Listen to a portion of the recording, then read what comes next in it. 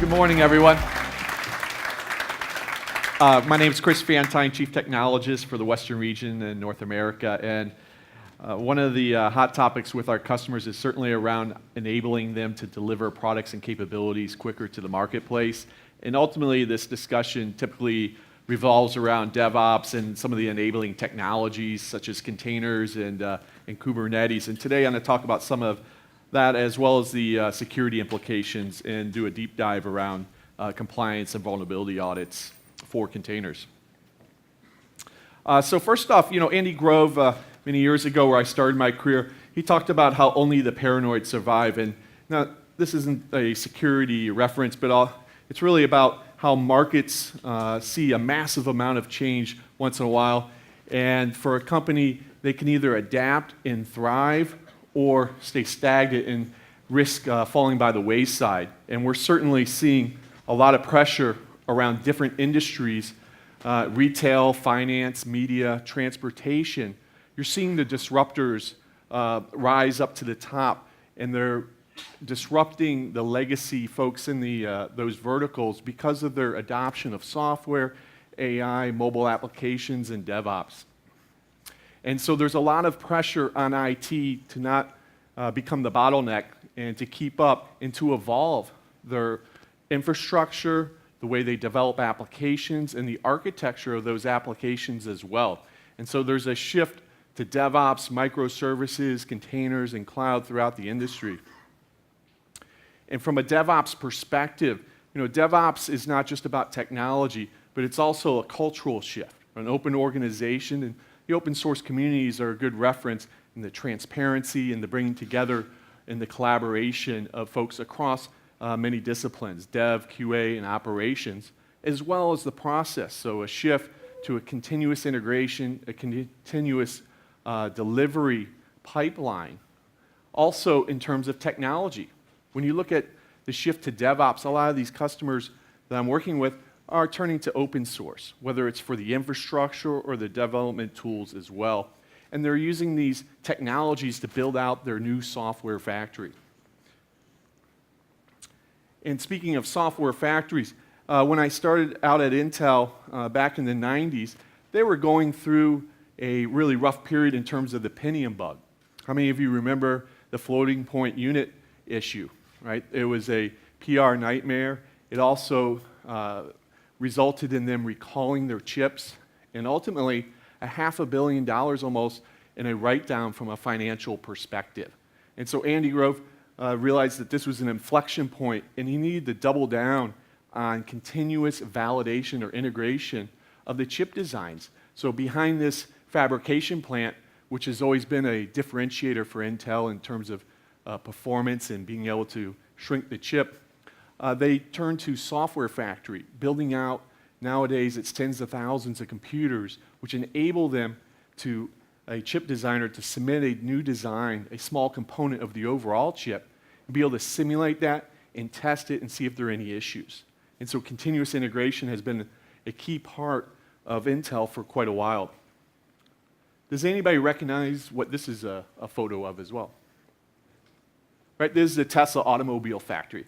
And the reason I show this is because automation is not only driving the production of these vehicles and improving the quality and reliability, but also for the first time you can go to a dealer's lot, buy a vehicle, and know that it's going to get better in 6, 12, 18 months down the road. Because they're able to deliver software updates. They're able to continuously deliver updates to their customers. And think about a security issue, right? How many of you have read about a vehicle recall lately in the newspaper? It seems to happen every week. And with the ability to deliver software updates, some of these issues can be delivered over the wire, saving them millions of dollars.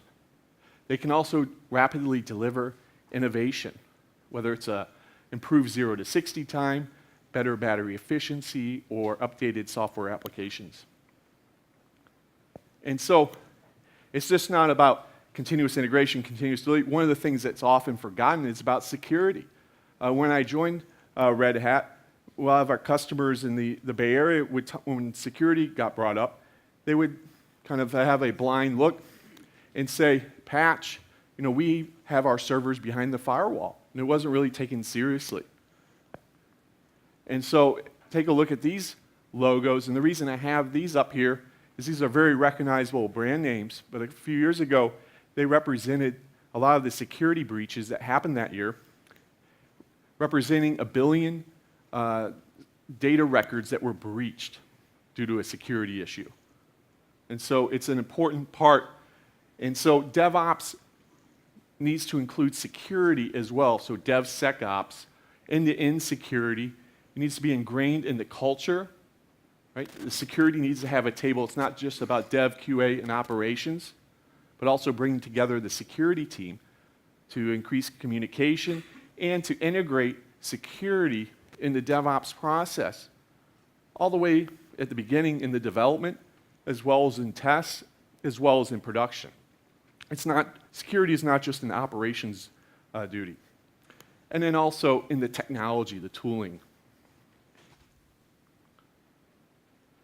And containers are a key part of the security picture because containers allow the developers to package in the immediate dependencies into their container image and allow them to abstract that image from the underlying operating system, the host, so that the operations team can still enforce policy, but also you reduce the footprint of the application from a vulnerability perspective.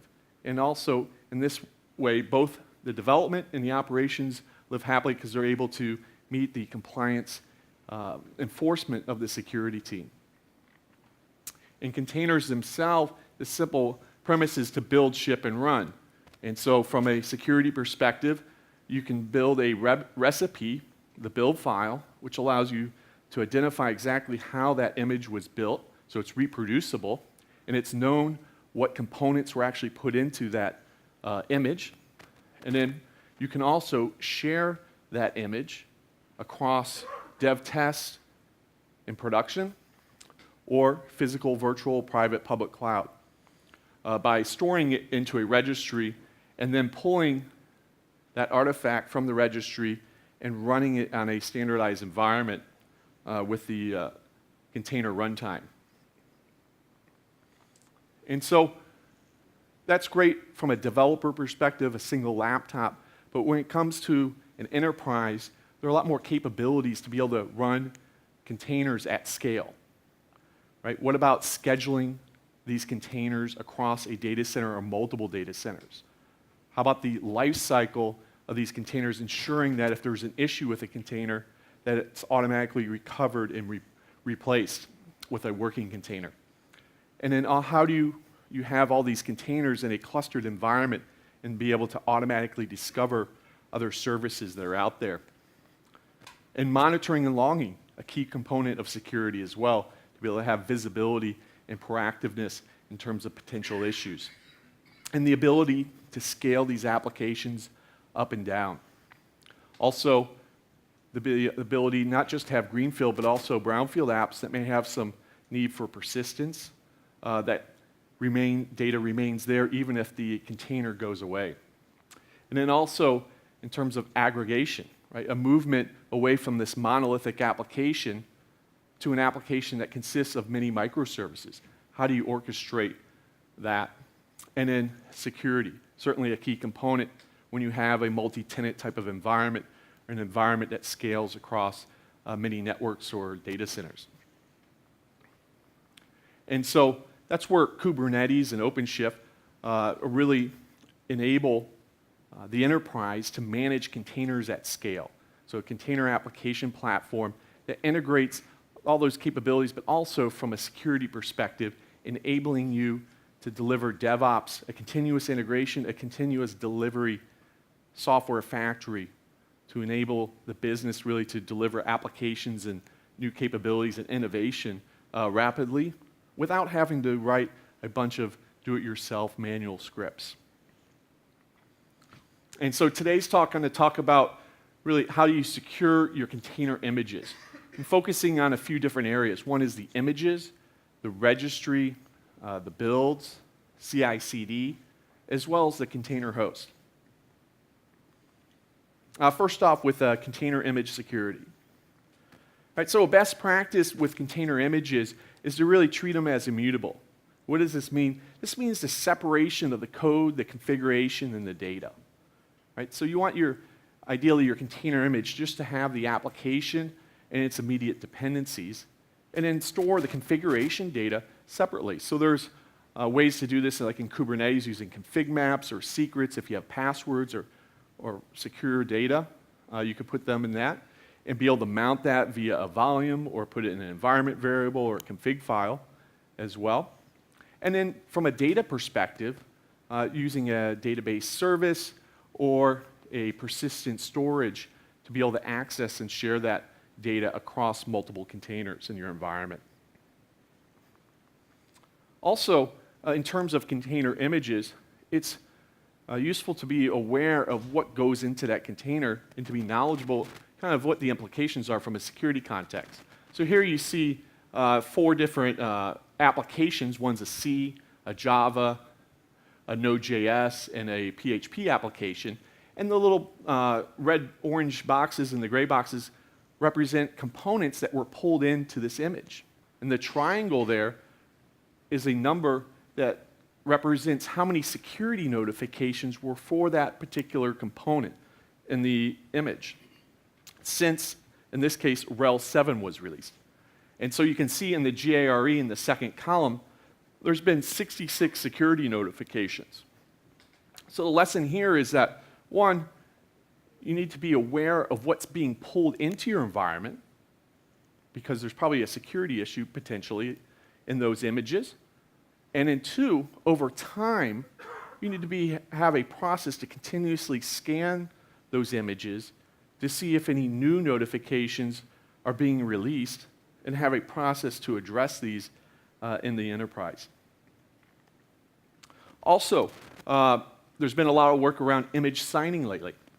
So you want to be able to sign your container images and have a runtime environment that's checking to see where if those images are signed, right? Who are they signed by is a valid signature, before you actually run these images within your enterprise environment. Also around container registry security.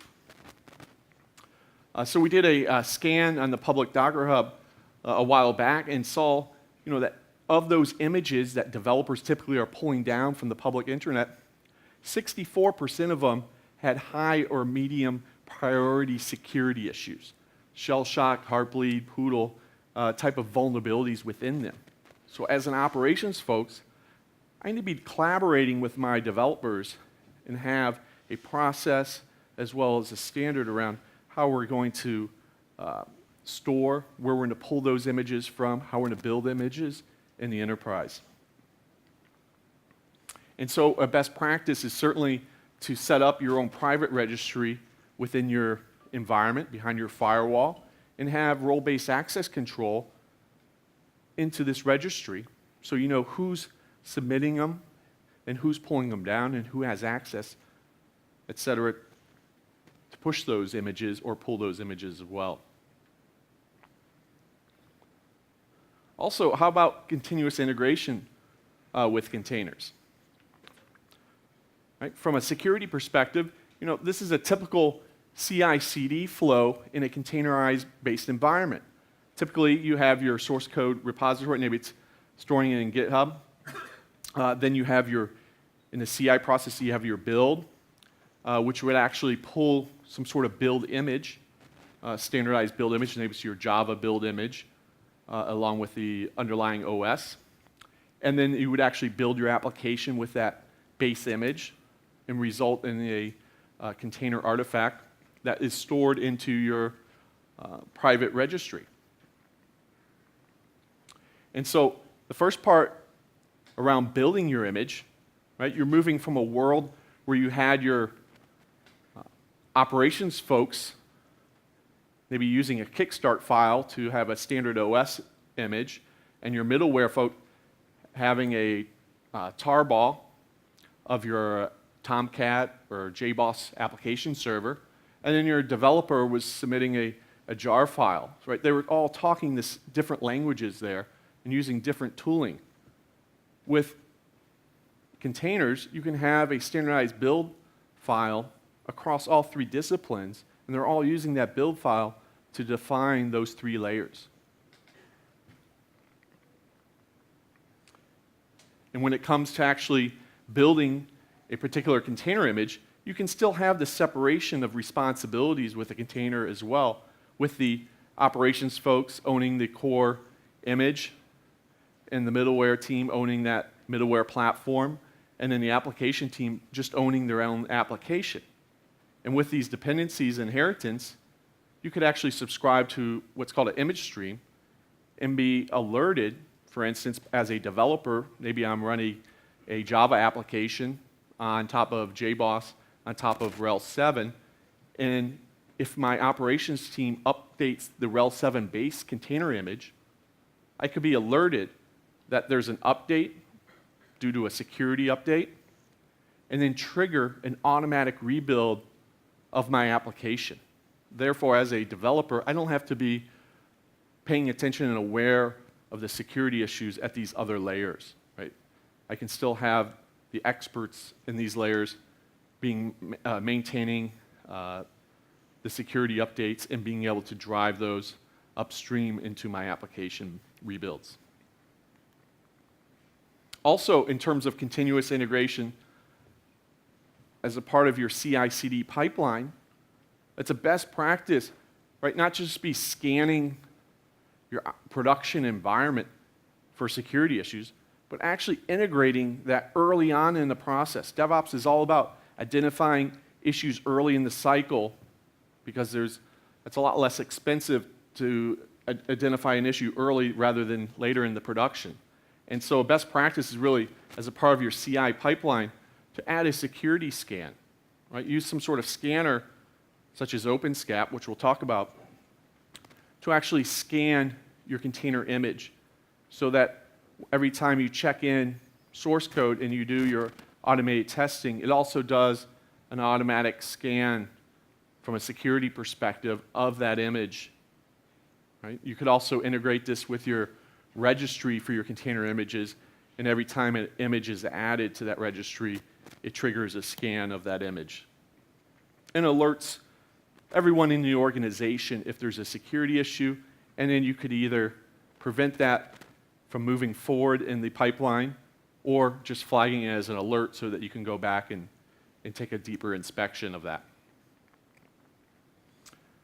So in terms of automating scans, OpenSCAP is an upstream solution, open source, that provides the ability to automate compliance and vulnerability audits for your container images, as well as virtual machines and physical. So you can have a solution that spans across all the different types of environments for your application. And so OpenSCAP,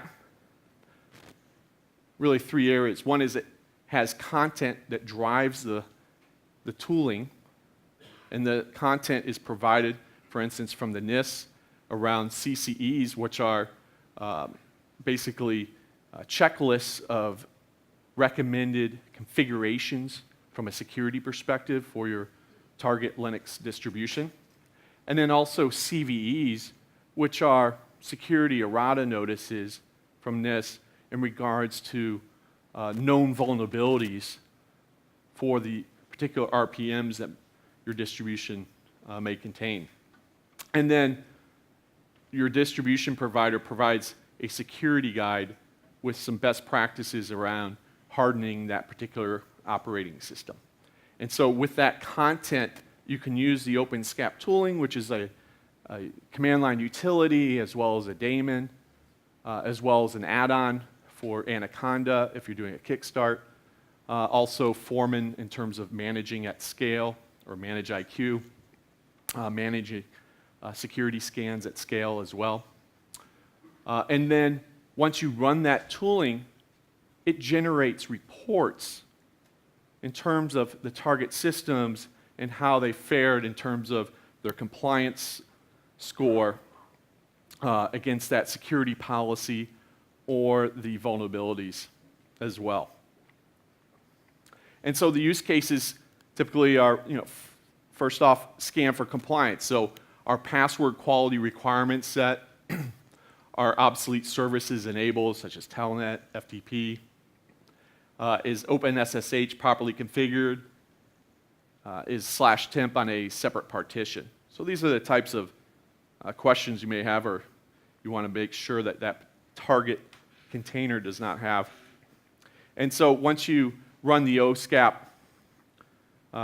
utility, it'll actually run through this complete checklist that you've customized for your particular environment, and it'll either pass or fail those checks and alert you. It'll also generate an HTML report that you can view in your browser. It'll provide a summary. In this case, it's providing a high-level summary of the number that have passed and failed, the priority, as well as an overall score. So this particular target had a lot of failures. And then it'll provide you a detailed list so I can see every check that it performed and whether it passed or failed. So let's drill down on one of them. And this is the password minimum length. So it did not have that set on within the image. And the OpenSCAP also provides a remediation script. Right, so you could use something like Ansible to automate this and apply it to the image so that it automatically rectifies this particular concern on the target sys container image. Also, the other use case is for known vulnerabilities. So this has to do with what RPMs need updating, what is the criticality of the vulnerability, why would I need to apply this, and what CVEs haven't been applied. And so likewise, you can run from the command line. This would probably be integrated into your CI process, maybe a part of your Jenkins.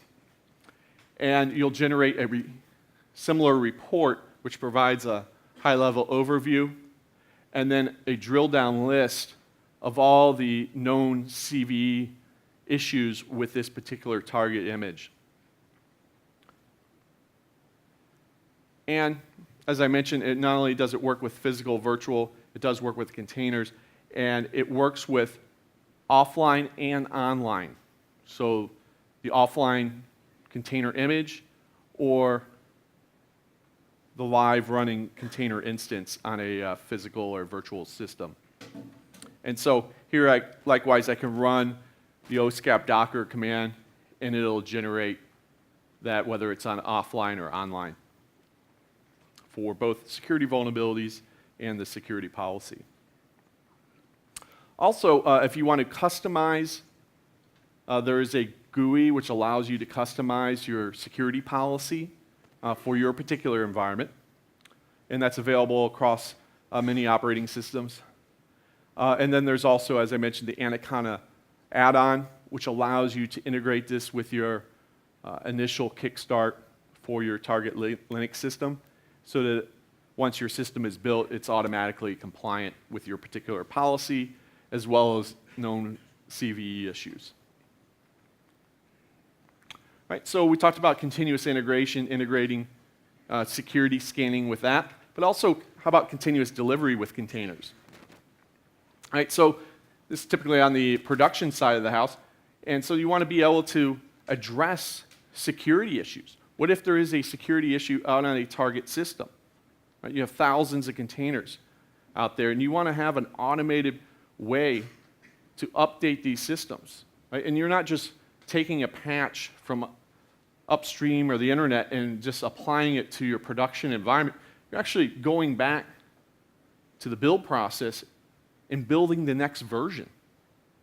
Right? So your software factory needs to have an automated pipeline to go from dev of that updated security patch or the image with a new patch all the way into continuous delivery. So no longer can you have a process and system that takes 4 to 6 weeks, like many enterprises. You need one that can deliver new capabilities in a matter of minutes.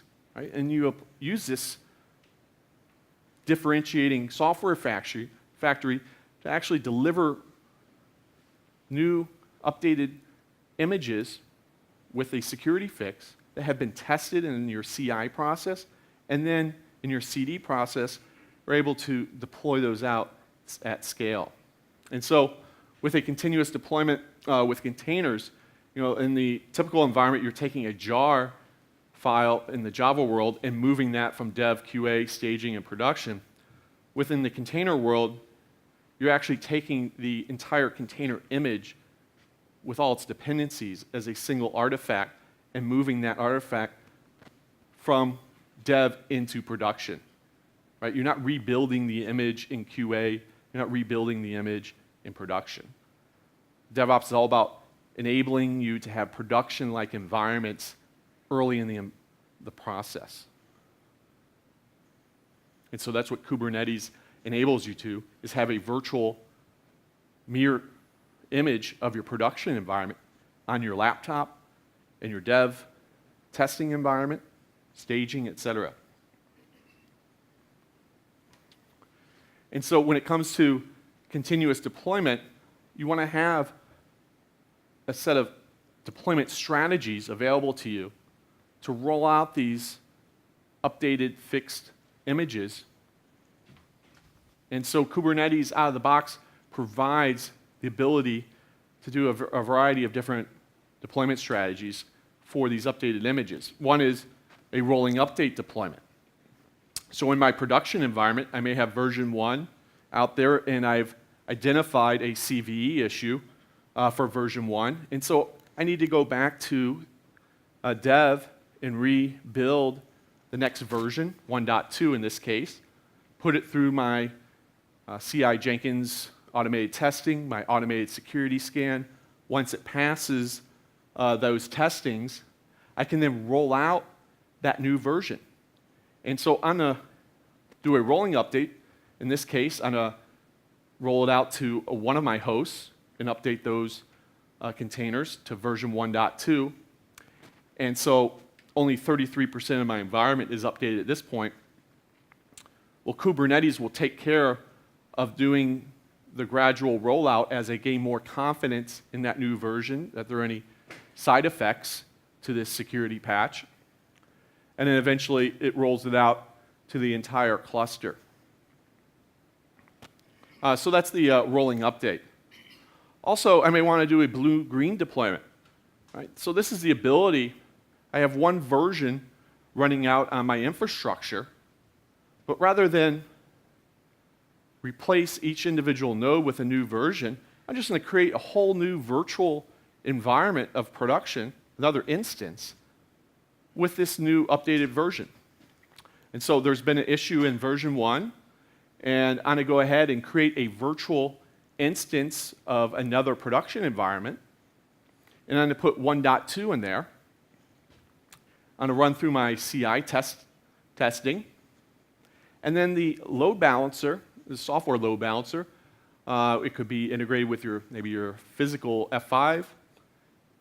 It's going to be updated and flips over to that completely separate environment, which is a mirror of your existing production, but it's running the patched, updated with the security fixed version 1.2. And if there was an issue, I could actually revert back to the entire previous environment just by redirecting the load balancer to the legacy version. Another key component around security in containers is the actual runtime, so the host. Right, and here's some best practices for your host. The Linux host provides security around C groups and namespaces as well as SC Linux, so it's important to make sure you're enabling these. And C groups is providing resource quality of service around CPU, memory, storage, network. Namespaces are providing that virtual environment so that if you're a root user in a container, you're not necessarily a root user at the host system. So from a security perspective, if there's a vulnerability, they don't have access to the host and the other containers on that system. And then SC Linux is providing mandatory access control. Right? So the processes, which is the container, are explicitly defined as to what they can access, what objects they can access on the particular system. And so those are all applied for you by default with Kubernetes in your containerized environment. But some best practices to make sure, by default, a lot of these containers run as root. And so you need to be aware of the security implications, because if there is a vulnerability, could be some repercussions in terms of access to the host and other containers. Another best practice is if you need data or information from your container, right, don't provide SSH access. Instead, provide an API service. Right? Get out of the habit of actually logging in to systems. But if you do need to, certainly Kubernetes provides the ability to SSH into a container or instance or the host. Also, use namespaces, which provides this virtual isolation of the kernel resources. And then make sure you're defining resource quotas so you don't have the noisy neighbor problem who's consuming all the resources in an unlimited manner. Enable logging so you have an audit trail as well. And then apply security fixes, not just to the container images, but also the hosts for both the control plane as well as your container hosts. And then Kubernetes provides security context and seccomp policies, so they can be applied to any new host automatically for you, and you can change those default. And you could also set up different policies so that you can move applications to ones that meet your particular security requirements. And so we talked about container images, container runtime. Kubernetes also provides a wealth of other container security capabilities around network isolation, storage, API access, monitoring and logging federated clusters as well. And so I want to thank you for having me today. I am available via email at cvantine@redhat.com, as well as on LinkedIn, and I'll be over at the Red Hat booth afterwards. If you have any questions, I'm happy to answer them as well. Thank you so much.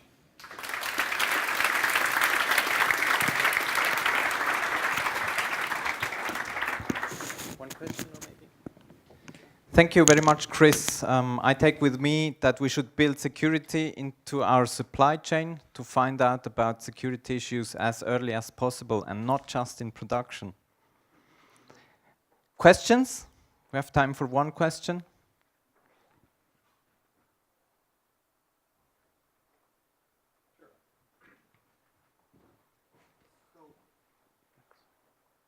So the question is, you talked about container level security, how it looks like with source code. Basically, the coding mistakes that developers are doing during development, cross-site injection, JavaScript mistakes, and such issues. Good question. So OpenSCAP is a tool for RPM-based CVEs and security policy. If you're looking to do a security scan for jars or libraries more at a lower level, there's also third-party solutions. Black Duck Software, for instance, has a solution that does a deeper level inspection. So there are a variety of tools out in the marketplace that provide a deeper level.